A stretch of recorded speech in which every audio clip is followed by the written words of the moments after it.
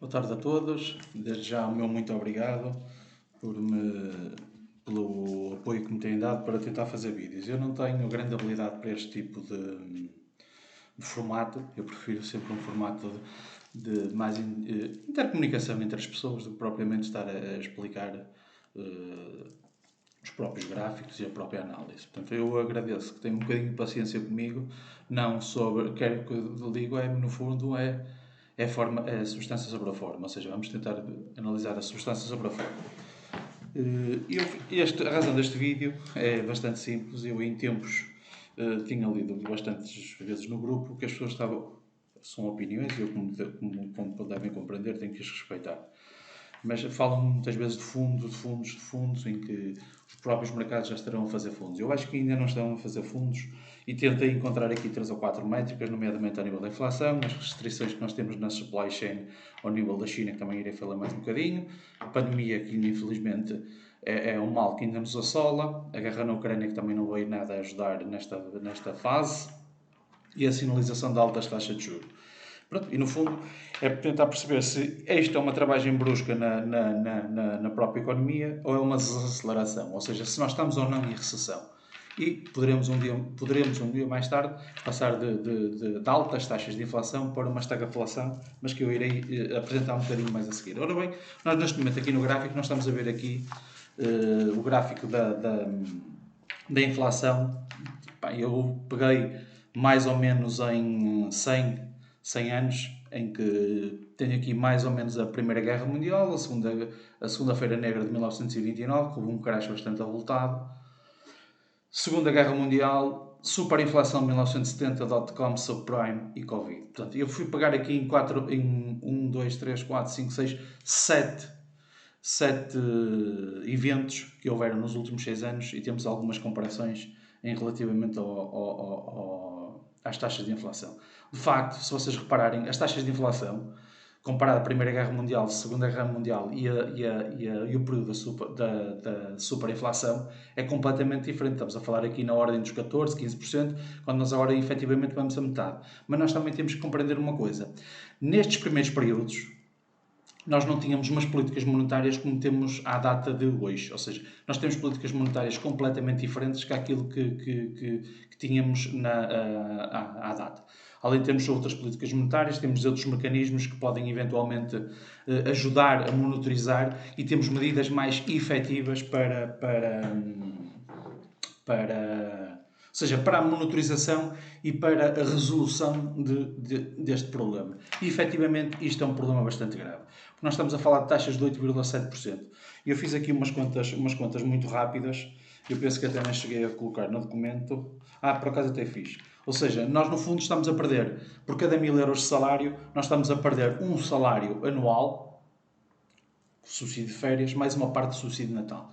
E eu acho que isto é muito importante porque eu tenho esqueci-me de dizer logo desde o início, quero falar numa linguagem, tentar falar numa linguagem um bocadinho mais clara e objetiva para que consiga, ou seja, para qualquer pessoa consiga perceber efetivamente aquilo que estamos a falar e efetivamente aquilo que nos vai pesar na carteira. Portanto, basicamente, em relação à inflação, acho que aqui não temos grandes análises a fazer. Efetivamente, ela não dá sinais de abrandar. Estamos a falar desde inícios de agosto de 2020, ela tem começado a subir e eles agora querem começar a fazer as alterações da taxa de juros. Pronto. Mas em relação às taxas de juros, também eu queria fazer um enquadramento a nível mundial. Ou seja, nós temos aqui... houve efetivamente economias que estão na dianteira e que tomaram algumas diligências antecipadas. Não foi como o Paulo nem como a Lagarde e começaram a tirar as suas próprias... a aumentar as taxas de juros muito mais tarde. Nós, por exemplo, os países da América Latina e Europa Ocidental começaram a alterar as taxas de juros no final do ano passado, bem como a Inglaterra. A Inglaterra também, penso que foi em outubro ou novembro, ou dezembro, agora não tenho a certeza, começaram a aumentar. Quando começaram a ver que a inflação estava a começar a subir para níveis bastante elevados, eles começaram a subir. As taxas de juro nos Estados Unidos, eles começaram a alterar meio ponto percentual em março de 2022. Em relação às taxas de juros, eu também quero dizer uma coisa. Um dos pilares basilares do Fed, neste momento, é o trade-off, ou seja, tentar fazer o equilíbrio entre as taxas de juros e os níveis de emprego e baixa taxa de inflação. Quando eu falo no trade-off, o que é que eu quero dizer com isto? Que é, eles querem tentar encontrar um equilíbrio entre os três, em que consigam casar, em que consigam altas taxas não, altas taxas sim, de emprego e com baixa taxa de inflação e as taxas de juros na ordem de entre 1 a 2%, que isso era a taxa que eles acham que deveria ser, pronto, que é a taxa mais usual e que se conseguir manter uma economia sã. Isto é o que eu queria dizer. Mas estas taxas de inflação que nós acabamos de ver, têm uma razão de ser. E um bocadinho, vamos só observar este gráfico. O que é que este gráfico nos diz? Este gráfico aqui dá-nos um bocadinho desde 1960 até 2022, da impressão de dinheiro que foi sido feita ao longo do tempo. E nós, se repararmos aqui, nós tivemos um abrandamento aqui na década de 90, depois continuou a crescer, tivemos aqui o período do crash do subprime e aqui começaram a imprimir. Aqui não se consegue ver muito bem, mas se colocarmos o gráfico assim, nós vemos que a curva, isto nem é uma curva, quase que isto é uma reta. Ou seja, nestes últimos 2 anos, ok? Nós imprimimos quase 40% do dinheiro em circulação. Mas eu não quero muito focar nisto, eu só quero tentar explicar o porquê destes níveis de inflação. A inflação não se explica só pela impressão de dinheiro, também temos a crise dos materiais que nós tivemos com o Covid, com as entregas, com os sucessivos lockdowns, é que nos faz disparar a taxa de inflação. Ao disparar a taxa de inflação, pronto, algumas das consequências, ou seja, também não importa perceber muito bem agora o porquê da taxa de inflação, acho que já todos conseguem efetivamente saber, mas também o porquê. Retomando o assunto, falámos da América Latina, falámos do Banco do Fed, do Banco Central dos Estados Unidos, e o BCE. O BCE, à data de hoje, ainda não fez nada. Já deu a sinalização, Lagarde já deu uma sinalização que eventualmente poderá aumentar as taxas de juros, não se sabe muito bem, mas pensa-se que será na casa entre meio a 1% em junho. E começará a emagrecer o balanço do Banco Central Europeu com a compra de ativos para tentar minimizar o impacto que está a ter. Mas também na Europa, eu não sei muito bem como é que eles vão fazer, porque a Europa se encontra-se num problema, no meu ponto de vista, bastante grave. Porquê? Porque nós temos uma guerra com a Ucrânia. E nós temos um problema, que são os refugiados. Estamos a falar de cerca de 10 milhões de pessoas que estão deslocadas e que vai ser necessário ajudar os Estados-membros para que consigam realojar e dar condições condignas às pessoas, e não podemos pura e simplesmente começar nem olhar para o lado, nem começar a subir para o lado. Portanto, a Europa, para mim, neste momento, é aquela que está numa situação muito mais complicada e que será muito difícil a resolução e a retirada desses estímulos. Penso que os estímulos neste momento, irão ser adiados. Não tenho a certeza, mas é um pensamento que eu tenho. Além do que, nós temos, já tenho falado várias vezes nisto, a Ucrânia é considerada o celeiro da Europa. Nós, neste momento, temos 25 milhões de toneladas de cereais que eram basicamente para exportação para países africanos. Ou seja, estamos a falar de uma população-alvo de cerca de 8 milhões de pessoas, à quais era destinado esses bens, e que possivelmente vão passar do limiar, ou seja, da pobreza já estamos a falar neste momento na miséria. E isto vai ser muito complicado. Porquê? Porque os países africanos, os que estão mais a norte, podemos assistir outra vez a uma nova vaga de tentativas de entrar no continente europeu através de Itália, Grécia, Espanha, ou seja, nós poderemos, além da crise dos refugiados ucranianos, que a Europa vai ter, poderemos vir a ter, com a fome, com o aumento de fome e com a diminuição dos bens disponíveis, que são os cereais, poderemos ter um aumento bastante elevado de refugiados também da parte africana. Ora bem, agora queria-vos falar um bocadinho da curva. Deixa-me só ver se o gráfico abre. queria-vos falar um bocadinho da taxa de juros. As taxas de juros, isto aqui, estas taxas de juros, estas são as IELTs do Governo, que normalmente nos dão uma boa indicação das taxas de juros sempre num médio prazo. E as taxas de juros apontam sempre entre 2,5% para o final deste ano, entre 2,5%, com base nos analistas, entre 2,5% e 2,75%. Ou seja, eu fiz um pequeno cálculo. Se as taxas de juros aumentarem ou seja, nós neste momento temos taxas de juros zero, ou seja, negativas. E elas, se passarem para 2,5% num curto espaço de tempo, só para termos uma pequena noção, eu fiz uns cálculos e já os partilhei convosco, e vamos fazer umas contas simples para que seja fácil de percebermos. Ou seja, em termos práticos, e para facilitar, nós temos spread de 1%, ou seja, um spread bancário de 1%, somando a taxa de juros. Ou seja, neste momento, uma taxa de juros negativa, vamos fazer só as contas com o spread. Com a taxa de 1%, um empréstimo a 40 anos, a prestação andaria na ordem dos 252%. Se aumentarmos a taxa de juros para 2,75, 2,5, 2,75, ou seja, a prestação exatamente com as mesmas condicionantes iria passar para 402 euros. Ou seja, estamos a falar num aumento a nível de juros, passar de 21 mil euros de juros, porque estamos a falar só do valor de spread, para 93, que é 1% de spread mais 2,75 de taxa de juros. Outra situação que nós iremos ter na parte do crédito de habitação foi a emanação de uma diretiva europeia em que eles quiseram diminuir ao prazo de empréstimos. Os próprios empréstimos, normalmente havia sempre tinha uma taxa de esforço, isso também é óbvio relativamente aos créditos, mas havia sempre um período indicativo, e o período indicativo era de 40, ou seja, passou de 40 para 30. Ao passar de 40 para 30, nós estamos em um emagrecimento da taxa ou seja, um aumento da taxa de esforço por parte das famílias.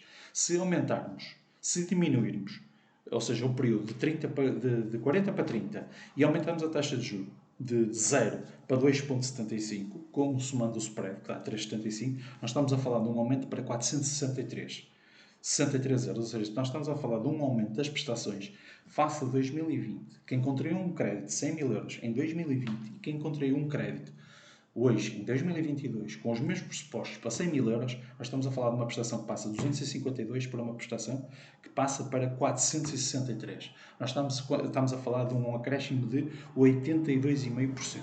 Ou seja, acho que já estamos aqui a perceber efetivamente o impacto que nós iremos ter no nosso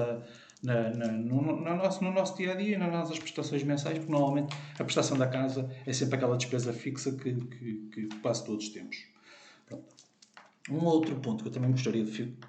Isto estamos a falar a nível do aumento das taxas de juros, mas também é importante casar com o preço das casas. Eu vou buscar aqui um pequeno exemplo. Nós estamos a falar aqui dos Estados Unidos. Se repararem, o preço das casas, o preço médio das casas nos Estados Unidos passou de 325 mil euros para 428. Só que nós estamos a falar de um aumento de, só curiosidade, 30%. Valores médios do valor das casas. E o que é que está neste momento a acontecer? Se repararmos, estes já são os dados de 2021. Os preços continuam a subir, mas a oferta começa a baixar drasticamente. A procura começa a baixar. O que é que isto acontece? Ou seja, os preços disparam, a procura desce. E nos Estados Unidos também. E eles trabalham muito com taxas fixas. A taxa fixa nos Estados Unidos neste momento está a 5 pontos percentuais. Ou seja, nós os europeus, normalmente trabalhamos muito com taxas de juros variáveis. E eles trabalham muito com as taxas de juros fixas. O que é que aconteceu a partir do momento em que a taxa disparou? Em que as taxas de juros começaram ou seja, a indicação das IELTs do governo começaram a disparar, e eles viram o impacto que isso poderia ter no curto prazo, e a procura de casa, a partir de outubro de 2021, começou a baixar. E os preços não dão sinais de abrandar. Portanto, além do cenário negro que nós já temos, já começamos a ver aqui algumas nuances que podem eventualmente alterar a metodologia não só de consumidores, mas dos próprios construtores, que começam a ver um bocadinho a ver a procura a baixar e terem que tomar algumas diligências. normalmente as diligências é começar a baixar preços. Só que estes preços muitas vezes também são influenciadas pelo preço das matérias-primas que têm vindo a subir. Há pouco eu esqueci de referir, a China baixou as taxas de juros há 2 meses atrás. Para quê? Para estimular a parte da construção. Porquê? Porque a parte da construção na China está com bastantes dificuldades. E não só. A China, um dos motores da economia chinesa é a construção civil. A China é o maior produtor de aço, mas também é o maior consumidor de aço. Parte desse aço é utilizado na construção. Temos grandes empresas, como a Evergrande, foi uma das empresas que tivemos em novembro do ano passado, começou a dar sinalizações de que poderiam entrar em default, porque começou a construir casas, o preço das casas estava demasiado elevado e não conseguiam, efetivamente, vender as casas. A Evergrande, por acaso, até tem outras ramificações para o tipo de empresas, mas que neste momento parece-me que não é muito importante falar. E, já falei relativamente à China, ok? Agora, isto é os preços das casas. Pronto, e agora aqui, voltando só aqui um bocadinho, com estes aumentos das taxas que nós tivemos, ok? Com este impacto, ou seja, o impacto destas duas variáveis, que já tinha falado anteriormente, o aumento da taxa de juros e da diminuição do prazo de garantia, do prazo de garantia, perdão, aumento da taxa de juros e a diminuição do prazo máximo limite dos empréstimos de crédito à habitação, e somando a inflação, ou seja, aquilo que nos vai ser cortado no ordenado e aquilo que iremos somar ao nível da taxa de inflação, ou seja, por cada 1000 euros nós estamos a falar de 232 euros mensais, ou seja, 23,2. O que é que isto vai levar?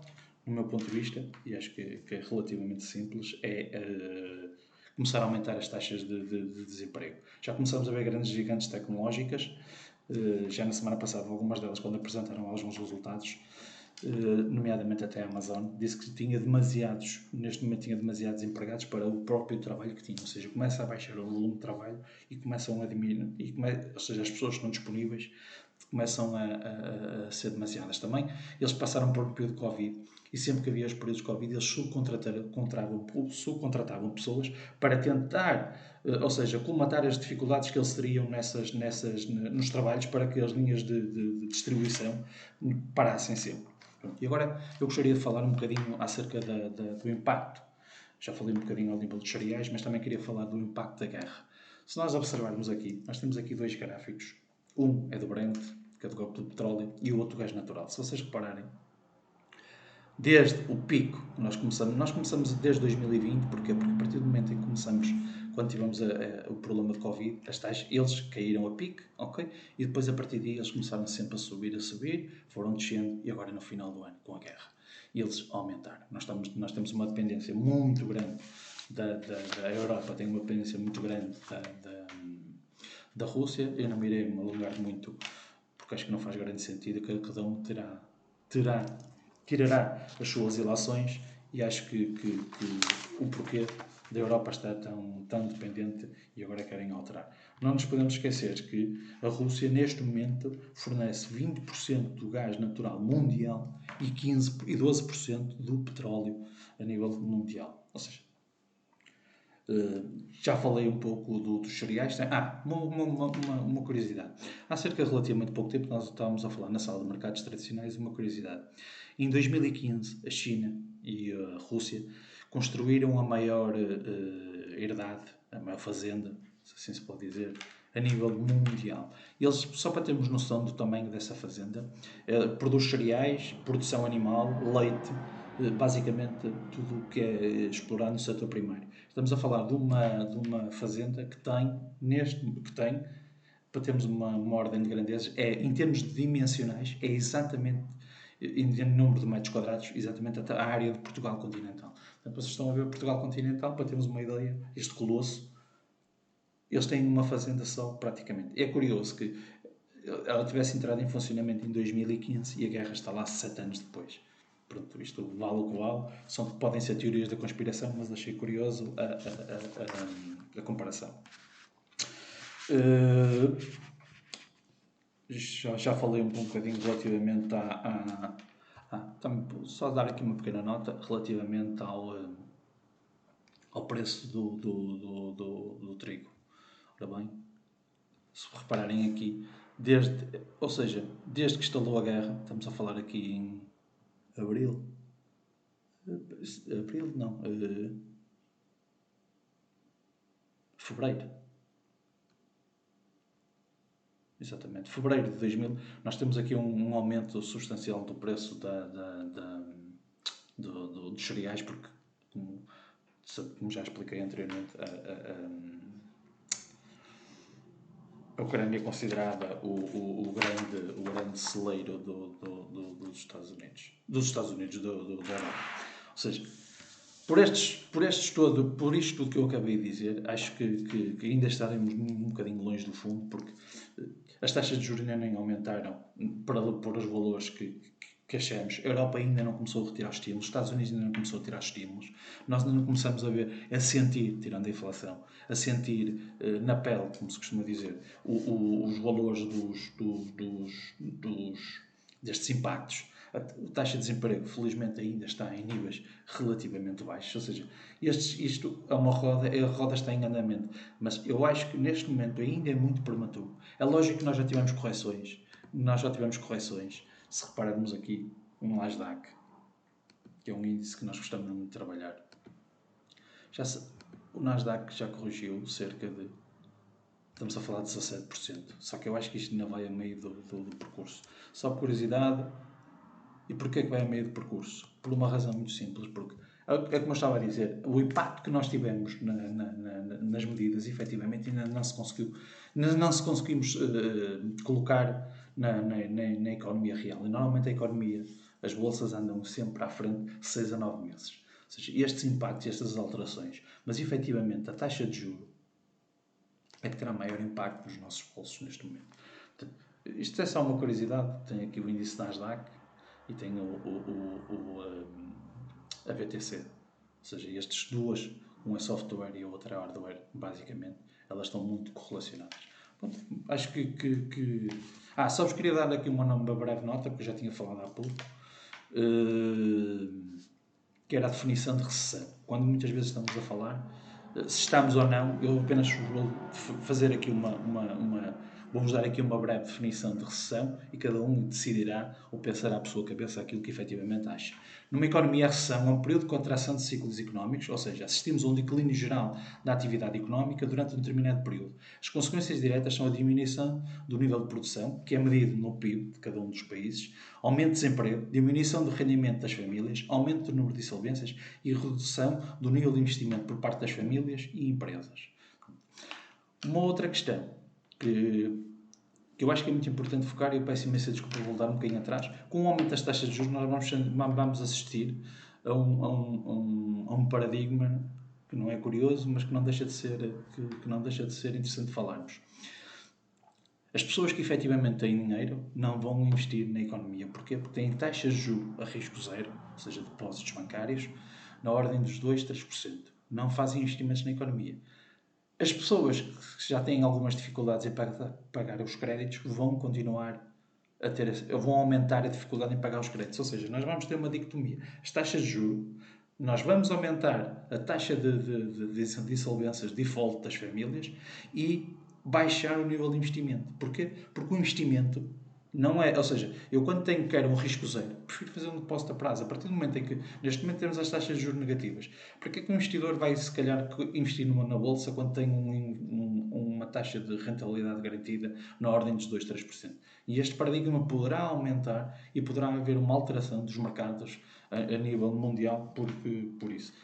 Queria-vos agradecer a todos, peço imensa desculpa porque foi a primeira vez que faço um vídeo. Se tiverem alguma dúvida ou questões, podem colocar nos comentários. Obrigado.